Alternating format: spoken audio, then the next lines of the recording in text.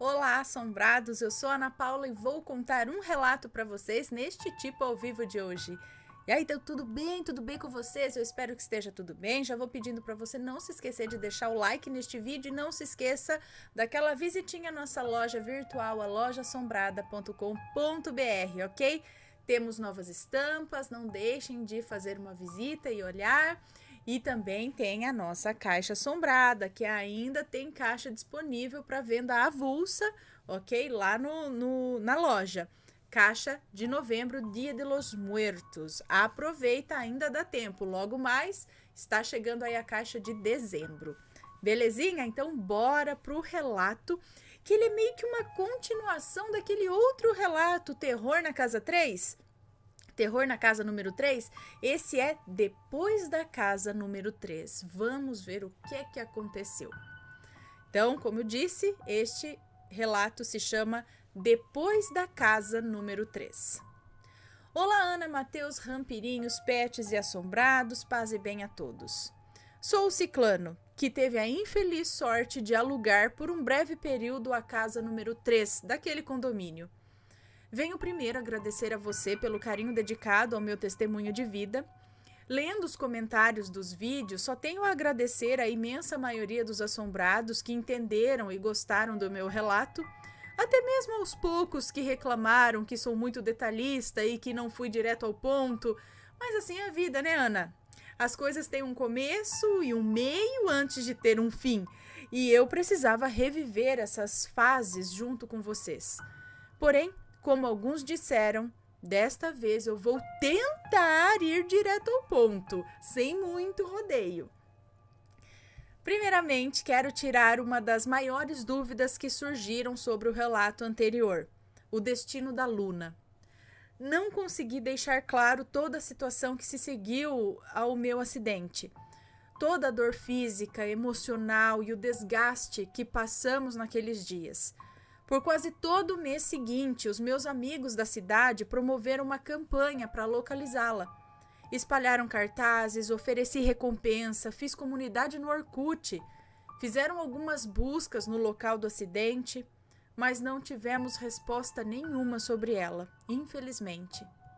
Eu acredito piamente que ela sobreviveu e teve uma vida feliz em alguma fazenda aqui ou no paraíso. Ela era, como o seu nome dizia, um ser de luz, alegre, brincalhona, companheira. Hoje tenho mais 3 meninas em casa, mas no meu coração a Luna jamais será substituída e sempre terá um cantinho especial. Como contei no relato anterior, a criatura que habitava a casa número 3 era uma legião de entidades de baixa vibração, e que aquela não foi a única experiência sobrenatural que tive com ela. Uma das primeiras coisas que fiz ao chegar em Minas foi conversar com a minha avó sobre o acontecido. Eu precisava entender o que havia vivenciado para conseguir me proteger daquelas experiências.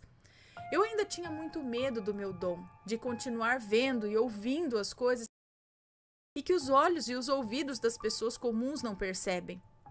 Porém, logo eu iria perceber que não adiantaria fugir, pois eu tinha esse dom, ou esse fardo, e tinha que carregá-lo da melhor maneira possível. As coisas recomeçaram muitos meses depois que voltei de Goiás. Estava agora formado, tinha meu consultório e também estava trabalhando umas horas por dia em um pet shop que tinha uma salinha adaptada para atendimento clínico. A sala ficava no fim do corredor de rações. Movimento baixo. Acabaram de atender um tutor e escutei chamarem meu nome do lado de fora da sala. Fui até a frente, achando que a vendedora precisava de ajuda, mas ela me disse que não havia me chamado.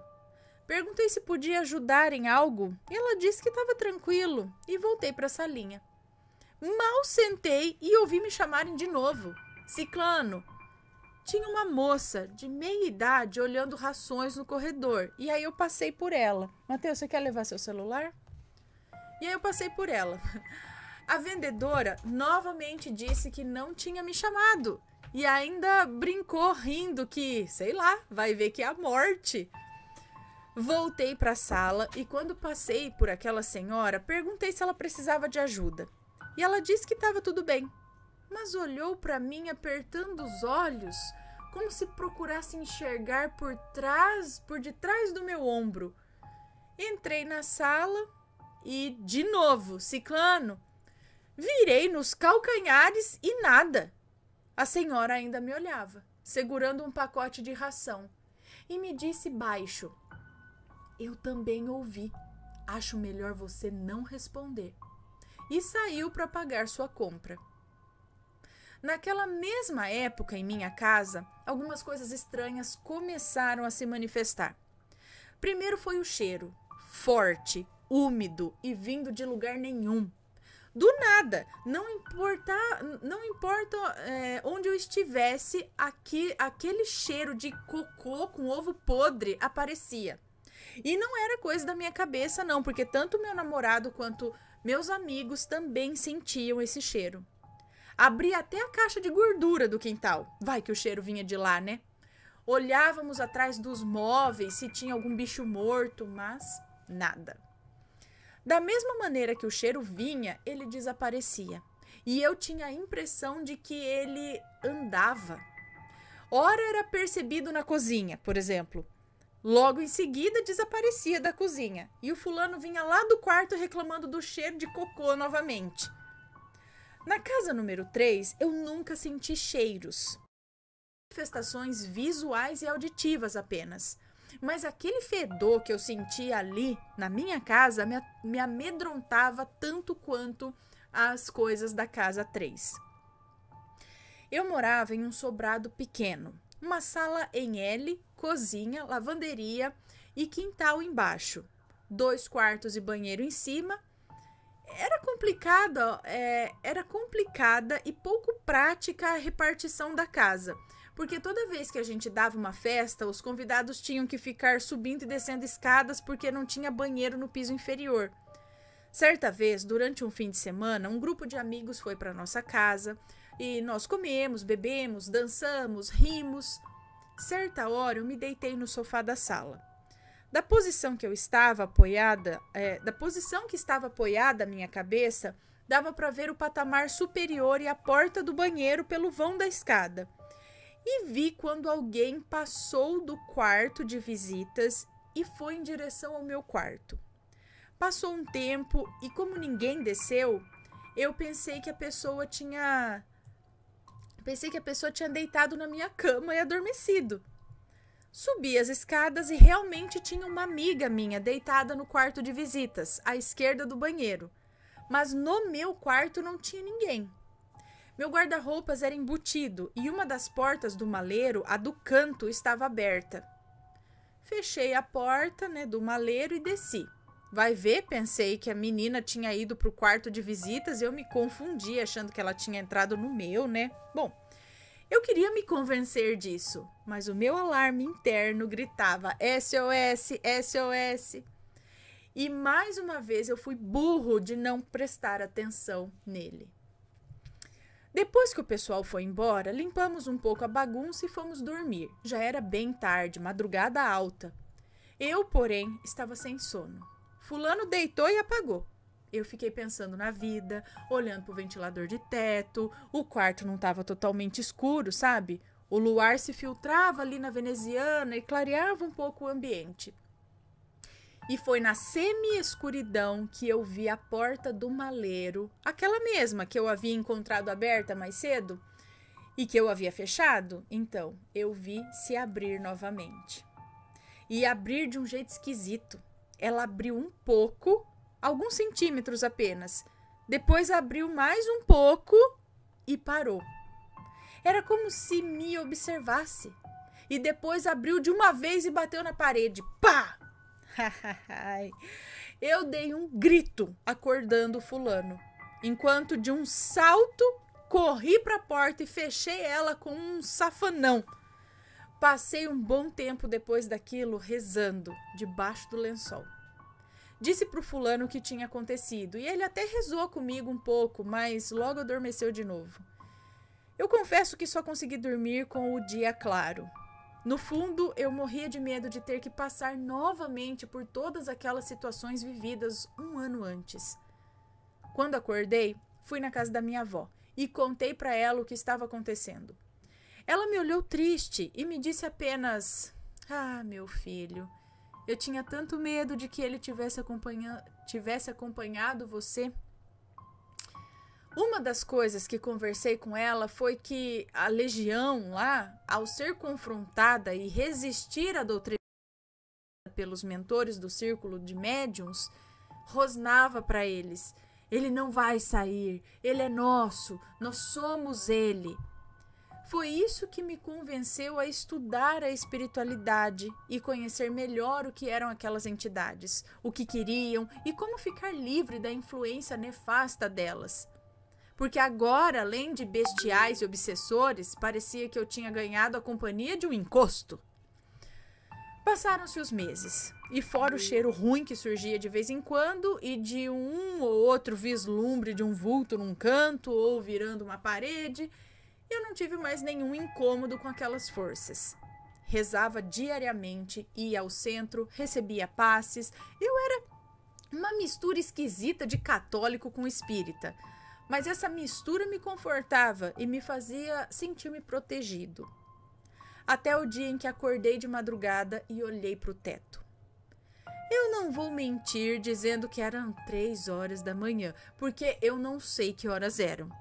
Mas acordei de repente e lá estava ela, aquela massa escura que se destacava no escuro, imóvel acima de mim.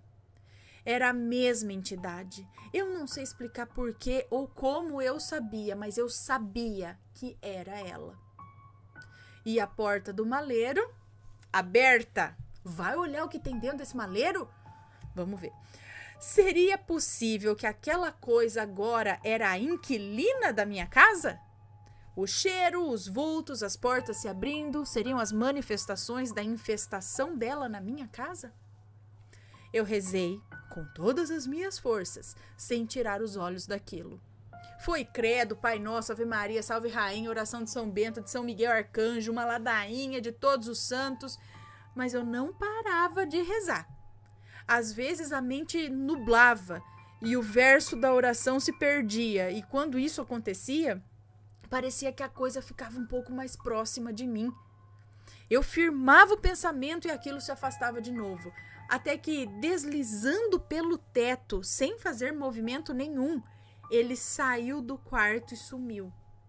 Nem sei quanto tempo durou essa verdadeira batalha espiritual, mas quando o dia amanheceu, eu estava um caco, exausto e rezando no looping automático.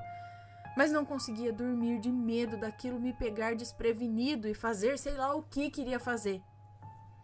Liguei para minha avó, que foi prontamente à minha casa, com mais um casal de amigos do centro. Eles se arrepiaram só de entrar na garagem da minha casa, de tão carregada e negativa que estava a atmosfera. Prometeram me ajudar. Minha avó também teve a certeza de que era a mesma legião que encontrei na casa 3. Foram meses, Ana, meses de passes, orações e intervenções espirituais para que aquele ser deixasse a minha casa. Meses sentindo cheiros ruins, ouvindo passos e vozes incorpóreas, meses de sono ruim, dores de cabeça, indisposição, sonolência, cansaço, meses de irritabilidade e discussões bobas que começavam por nada, meses em que parecia que a vida não progredia, que o dinheiro não rendia, que as contas se acumulavam. Meses vendo portas se abrindo e fechando. As piores experiências eram as de acordar sobressaltado com aquele vulto escuro no teto, me encarando. Era o mais estranho e inquietante, pois aquilo não tinha feições, mas eu sabia que ele olhava com ódio. Porque aquela entidade queria tanto o meu mal. E o porquê que aquela entidade queria tanto o meu mal, eu não sei. E nem pretendo jamais descobrir. Certas coisas é melhor permanecer na ignorância, né? Mas por todos esses longos meses, tive ao meu lado esses meus amigos queridos, encarnados e desencarnados, vibrando luz na minha casa para livrá-la daquela presença maligna. Foi esgotante para todos, um processo penoso, difícil e triste. Até que um dia, de repente, da mesma maneira que tudo começou, parou. Quase sem eu perceber. Acordei disposto, quase feliz até. A calmaria continuou durante a semana, as brigas pararam, o ar era mais quente e a energia da gente e da casa mudava. Nos meses que se seguiram, recuperei peso, saúde, apareceram oportunidades de trabalho que colocaram nossas contas em dia. E o melhor de tudo, nada de cheiros, nem de vozes, nem vultos ou visões daquela coisa horrenda. Minha avó disse que aquilo foi levado para longe, finalmente, pelos mentores e grupos de socorro espiritual. Talvez estivesse agora com seus pares no umbral, não sei. Mas a ação dos espíritos de luz era concreta. A infestação em nossa casa tinha terminado e eu sentia mesmo que ela estava limpa. Mesmo assim, eu não me sentia mais à vontade nela. Era minha casa e eu a sentia maculada. Apareceu uma oportunidade e nos mudamos pouco tempo depois para uma casa térrea no mesmo bairro. Hoje temos espaço de sobra. A casa tem um grande quintal e agora vivemos na companhia da Suki, da Yuki e da Preta, nossos anjos protetores. Nessa casa, graças a Deus, nunca fomos incomodados por nenhuma presença maligna. A despeito na fé que tenho e na gratidão do trabalho dos mentores e amigos encarnados e desencarnados, eu não deixo de vigiar, orar e proteger o meu lar e os que amo. Porque é como disse aos assombrados no relato anterior, o mal existe e quer a destruição e a degradação das coisas criadas por Deus, porque sua natureza é assim, simplesmente bestial e maligna. Minhas experiências sobrenaturais nesses anos continuaram, nunca com a mesma intensidade dos acontecimentos da entidade na casa número 3, mas certamente eu estando aos assombrados. Muita luz e alegrias a você, Ana, a sua família e proteção a todos os assombrados e seus entes queridos. Agora é só para mim, peraí.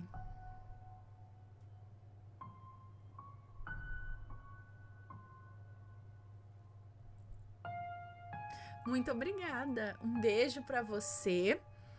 E então, na verdade, a coisa acompanhou mesmo até a casa dele. Foi pelo caminho e depois que chegou lá, mas aí acho que até que enfim foi neutralizado. Eu fiquei encucada, por que era sempre a mesma porta de um maleiro do guarda-roupa? Porque podia abrir outra porta, não podia? Sei lá, vamos abrir tudo, vamos abrir essa aqui. Por que só aquela porta daquele local? Eu já achava que estava querendo falar alguma coisa. O que tem aqui? Por que essa porta aqui que tá sempre abrindo? Eu já ia fuçar lá dentro. Por que tem esse cobertor? Será que isso daqui? O que é?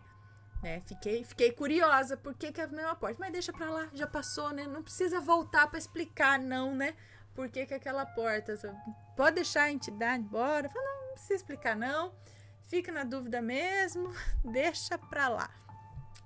Bom, pessoal, esse foi o relato de hoje. Espero que tenham gostado. Um grande beijo pra vocês e a gente se vê num próximo relato. Beijos e fui!